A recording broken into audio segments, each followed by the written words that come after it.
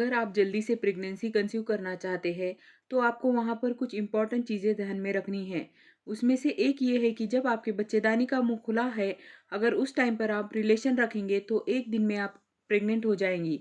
अगर बच्चेदानी का मुंह नहीं खुलेगा तो हस्बैंड के स्पर्म ऊपर कैसे जाएंगे, स्पर्म ऊपर नहीं जाएंगे तो अंडा और स्पर्म कैसे मिलेंगे और प्रेगनेंसी कैसे हो पाएगी। तो आपके बच्चेदानी का मुंह का खुलना बहुत ज़्यादा ज़रूरी है।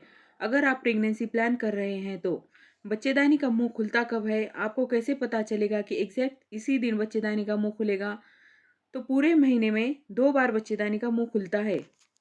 उस टाइम पर रिलेशन रखेंगे तो आपकी प्रेगनेंसी रुकेगी, बाकी टाइम पर रिलेशन रखने पर प्रेगनेंसी नहीं रुकती है। तो आपको कैसे पता चलेगा? आप घर बैठे बैठे ये पता कर सकते हैं, आपको डॉक्टर के पास जाने की ज़रूरत नहीं है। सिंपल तरीके से आप उसको पता कर सकते हैं। उस टाइम पर रिलेशन रखिए, आपकी प्रेगनेंसी रुकने के चांसेस 50% बढ़ जाएंगे। और बच्चेदानी का मुंह खुलने पर और कौन से लक्षण आपको दिखेंगे ये भी हम इस वीडियो में देखेंगे। अगर वीडियो अच्छा लगे तो वीडियो को लाइक, शेयर और चैनल को सब्सक्राइब कीजिए। तो देखेंगे प्रेगनेंसी जल्दी कंसीव हो उसके लिए आपको एक पर्टिकुलर दिन यानी महीने के उस दिन आप रिलेशन रखेंगे तो आपकी प्रेगनेंसी रुक जाएगी। तो वो दिन कौन सा है वो हम जान पाएंगे। तो ये सवाल रहता है कि बच्चेदानी का मुंह खुलेगा कब। तो जैसा मैंने आपको बताया, महीने में 2 बार बच्चेदानी का मुंह खुला रहता है। सबसे पहला बच्चेदानी का मुंह खुलेगा आपके पीरियड के टाइम पर। पीरियड के टाइम पर ब्लड फ्लो बाहर निकलता है, उस टाइम पर बच्चेदानी का मुंह खुला रहता है। कभी आपने बड़े बुजुर्ग लोगों से सुना होगा, अगर आपकी प्रेगनेंसी नहीं रुक रही है तो वो आपको सलाह देंगे कि चालू पीरियड के तुरंत बाद रिलेशन रखें, आपकी प्रेगनेंसी के चांसेस बढ़ जाएंगे। तो क्यों ऐसा बोला जाता था? क्योंकि उस टाइम पर बच्चेदानी का मुंह खुला रहता है। आपके रिलेशन रखने पर हस्बैंड के स्पर्म बच्चेदानी के अंदर चले जाएंगे। बाद में अगर बच्चेदानी का मुंह बंद भी हो गया, अगर आपका अंडा रिलीज होता है, हस्बैंड के स्पर्म ऑलरेडी आपके बच्चेदानी में पड़े हैं। क्योंकि एक बार रिलेशन रखने के बाद स्पर्म 3 से 4 दिन तक अंदर जिंदा रहते हैं। तो अंडा और स्पर्म मिल जाएंगे तो आपके प्रेगनेंसी के चांसेस भी बढ़ जाएंगे। लेकिन क्या चालू पीरियड के दौरान रिलेशन रखें, ये आपको सवाल आ रहा होगा। तो आपको ऐसा बिल्कुल नहीं करना है। पीरियड के दौरान रिलेशन रखने पर आपको इन्फेक्शन का खतरा रहता है। तो आपको क्या करना है, जब तक आपका फ्लो चालू है तब तक आपको रिलेशन नहीं रखना है। आपकी बच्चेदानी का मुंह आपका फ्लो बंद होने के 1-2 दिन बाद भी खुला रहेगा।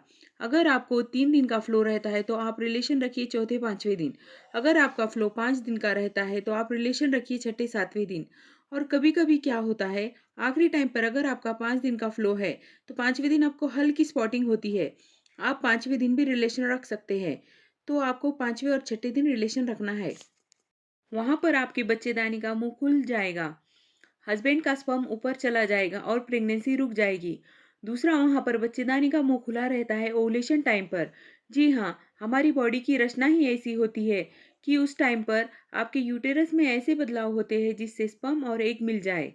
जैसे आपकी जो वजाइना है वहां पर डिस्चार्ज होगा, अगर आप उसको 2 उंगली के बीच खींचेंगे तो थ्रेड जैसा बन जाएगा। तो वो डिस्चार्ज भी स्पर्म को ऊपर पहुंचाने में मदद करता है। आपके बच्चेदानी का मुंह खुलेगा तब स्पर्म ऊपर तक जा पाएंगे। आपको रिलेशन रखने की इच्छा बढ़ेगी ताकि उस टाइम पर आप रिलेशन रखो ताकि प्रेगनेंसी के चांसेस बढ़ जाए। इतने सारे सिम्टम्स आपके बॉडी में दिखाई देंगे। अगर आपको वहां पर डिस्चार्ज नहीं आ रहा तो क्या करें, कैसे पता करें कि बच्चेदानी का मुंह खुला है या नहीं। तो आपको अपने बच्चेदानी का मुंह को चेक करना है। देखो, पहले दिन वहां आपको पता नहीं चल जाएगा कि बच्चेदानी का मुंह खुला है या बंद है। आप जैसे ही पीरियड बंद हो जाए तुरंत बच्चेदानी का मुंह चेक कीजिए। आप सिंपल तरीके से अपनी फिंगर डालकर चेक कर सकते हैं। अब हम ये देखेंगे कि सर्विक्स यानी बच्चेदानी का मुंह कैसे चेक करना है।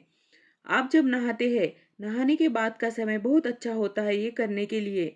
क्योंकि नहाने के बाद आपका शरीर साफ होता है पूरे तरीके से और आप अच्छे से चेक कर सकते हैं। और क्या सावधानी रखनी है, कैसे करना है, तो इसमें आपको हाथों का यूज़ होगा। तो आपको एग्जामिन करने से जस्ट बिफोर हैंड वॉश करना है। हैंड वॉश से या साबुन से। नाखून कटे होने चाहिए, नाखून बड़े बिल्कुल नहीं होने चाहिए। ऐसा है तो आपको चेक नहीं करना है, पहले नाखून कट कर लेना है। अब बात करेंगे कि सर्विस चेक कैसे करना है। आपको खड़े होकर एक लेग चेयर पर, बेड पर या कोई ऊंची चीज पर रखना है। आप कमोड पर भी रख सकते हैं या बाथ टब पर भी रख सकते हैं। और दूसरा, पैर ज़मीन के ऊपर रखना है ताकि इजीली फिंगर अंदर जा सके। लेकिन एक बात आपको याद रखना है, जिस मेथड से आप पहले स्टार्ट किया है तो वही मेथड पूरे दिनों में फॉलो करना है। कभी आप चेयर पर पैर रख रहे हैं या कभी बेड पर, ऐसा नहीं करना है। इससे रिजल्ट में वेरिएशन आएंगे और आपको समझने में प्रॉब्लम होगी। तो आपको क्या काम करना है कि पीरियड ख़त्म होने के बाद से अपने वजाइना में एक फिंगर डाल के अपने सर्विक्स की पोजीशन को समझना है। आप इंडेक्स फिंगर या मिडल फिंगर का भी यूज़ कर सकती हैं। बहुत जेंटली या आराम से इंसर्ट करना है। अगर आप फर्टाइल पीरियड या ओव्यूलेशन पीरियड नहीं है तो अंदर सबसे पहली चीज़ ड्राइनेस महसूस होगी। ज़्यादा अंदर फिंगर नहीं जाएगी, ये बिल्कुल प्रैक्टिकल है। महिला ऐसे जांच करके देखे, आज ही आप जांच करके देखें। क्या आपको फील होता है कि फिंगर ज़्यादा अंदर नहीं जाएगी, क्योंकि सर्विस का मुंह यानी बच्चेदानी का मुंह अंदर से बंद होगा। अगर फर्टाइल पीरियड अगर नहीं होगा तो नोज जैसी हार्डनेस फील होती है। फिंगर ज़्यादा अंदर नहीं जाएगी। आपको एक हार्डनेस, टेढ़ापन महसूस होगा। अंदर स्मूथ स्ट्रेट नहीं होगा, ताकि आसानी से फिंगर अंदर चली जाए। जैसे ही आपका ओव्यूलेशन पीरियड आने वाला होगा, ओव्यूलेशन होने वाला होगा, उस समय अगर आप डेली ऑब्जर्व कर रहे हैं इस चीज़ को, जैसे ही महीने के बीच के दिन आएगा जब आपका ओव्यूलेशन होता है, तब आप फिंगर इंसर्ट करेंगे तो आपको बहुत सॉफ्ट फील होगा, गीलापन रहेगा, ड्राइनेस बिल्कुल फील नहीं होगी और बिल्कुल पानी जैसा वाटरी सा डिस्चार्ज रहेगा, लुब्रिकेटेड रहेगा, फिंगर ज़्यादा अंदर तक जाएगी। क्यों? क्योंकि आपके सर्विक्स जो है वो ऊपर चला जाता है और ओपन हो जाता है। और कई बार पीक ओव्यूलेशन टाइम होता है, कुछ घंटों का होता है, जैसे 24 घंटों का। इस तरीके से उस समय आप सर्विक्स फील भी नहीं होगा, इतने अच्छे से ओपन हो जाता है कि वो वजाइना की वॉल से टच हो जाता है और वो बेस्ट टाइम होता है कंसीव करने का। उस समय आपका ओव्यूलेशन होता है, उस समय इंटरकोर्स करने से मैक्सिमम चांसेस होते हैं कंसीव करने के। इस तरीके से आप ओव्यूलेशन के बाद भी सर्विक्स का एग्जामिनेशन करेंगे तो आपको पता चलेगा कि मेरा फर्टाइल पीरियड कब था। बाद में भी वही ड्राइनेस, वही रूखापन आपको महसूस होगा। और जब फर्टाइल डेज होंगे, वहाँ आपको सॉफ्टनेस, स्मूथनेस, फिंगर इजीली अंदर इंसर्ट होगी। आई होप ये वीडियो आपको पसंद आई होगी। आपको जिस हेल्थ रिलेटेड टॉपिक पर वीडियो चाहिए, आप कमेंट बॉक्स में कमेंट कर दीजिए। अगर वीडियो पसंद आए तो वीडियो को लाइक, शेयर और चैनल को सब्सक्राइब कीजिए।